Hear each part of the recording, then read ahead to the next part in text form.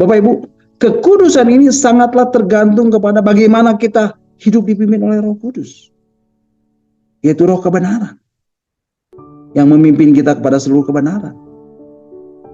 Dia adalah sahabat kita yang sejati. Dia adalah pribadi yang menuntun dan menyertai dan selalu memberi penghiburan di tengah-tengah kesesakan.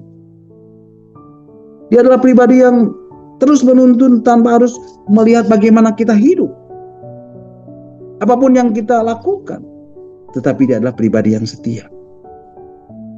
Nah Bapak Ibu, di dalam surat 2 Korintus pasal 3 ayat 17 dan 18 dikatakan, di mana ada Dia, di mana ada Roh Kudus, di mana ada Roh Allah, disitulah ada kemerdekaan sejati. Surat 2 Korintus pasal 3 ayat 17 dan 18 mengatakan, ayat 17, sebab Tuhan adalah Roh, dan di mana ada Roh Allah, di situ ada kemerdekaan. Dan kita semua mencerminkan kemuliaan Tuhan dengan muka yang tidak berselubung. Dan karena kemuliaan itu datangnya dari Tuhan yang adalah Roh, maka kita diubah menjadi serupa dengan gambarnya dalam kemuliaan yang semakin besar. Bapak Ibu, kemerdekaan itulah yang akan memerdekakan Bapak Ibu saudara saya.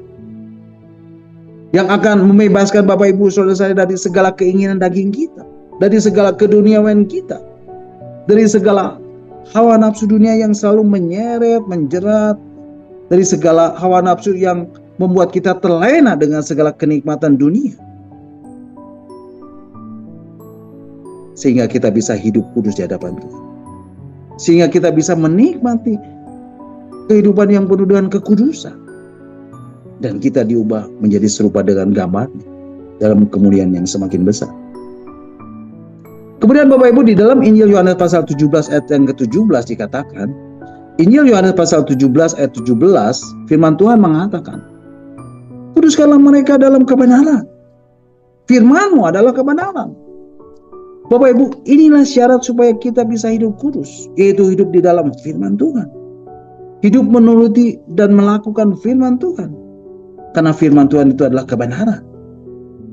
Sehingga hidup kita akan terus diubahkan oleh kebenaran firman Tuhan, untuk semakin hari semakin hidup kudus di hadapannya.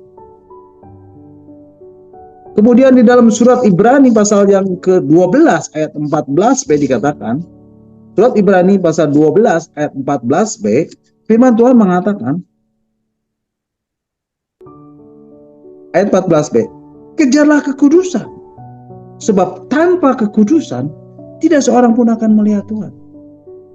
Jadi Bapak Ibu, kekudusan ini penting dan kita harus mengejarnya untuk mendapatkannya.